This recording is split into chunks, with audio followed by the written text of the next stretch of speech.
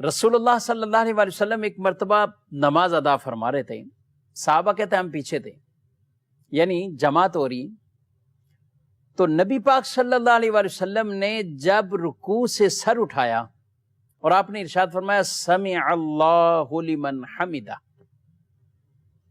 اللہ نے سن لیا جس نے اس کی حمد کی، جس نے اس کی تعریف کی، حمد کی، اللہ نے اس کی حمد کو سن لیا۔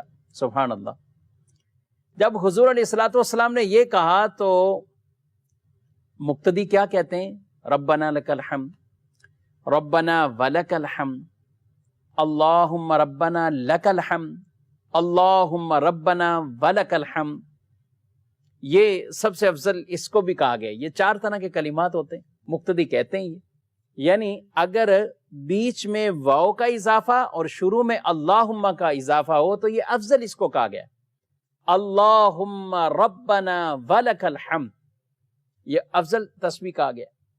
ربنا لک الحمد کہتے ہیں تو بھی سنت ادا ہو جاتی ہے۔ تو جب رسول اللہ صلی اللہ علیہ وآلہ وسلم نے سمع اللہ لمن حمدہ کہا تو پیچھے ایک شخص نے جو حمد کی اس کے کلمات یہ تھے، ربنا ولک الحمد حمدا کثیرا طیبا مبارکا فیہ، یعنی اے اللہ تیرے لیے حمد ہے اور کثیر، بہت ہی زیادہ تیرے لیے حمد ہے، طیب ہے تو برکت والا ہے، اے اللہ تیرے لیے حمد ہے اور ساری خوبیاں اور حمد تیرے ہی لیے ہیں۔ سبحان اللہ، تیری ذات ہی پاکیزہ ہے، خوبیوں والی اور برکتوں والی۔ یہ کلمات کہے تو رسول اللہ صلی اللہ علیہ وآلہ وسلم نے نماز کے بعد ارشاد فرمایا یہ کس نے حمد کی ہے، یہ حمد کرنے والا کون تھا؟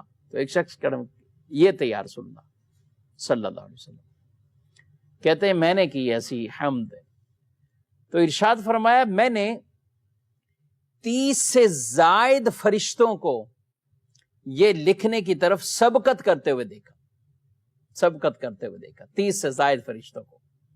قربان جائیں، تسبیح اللہ کی حمد بھی ایسی اور رسول اللہ صلی اللہ علیہ وسلم کی اس پر بشارت بھی ایسی خوبصورت بشارت۔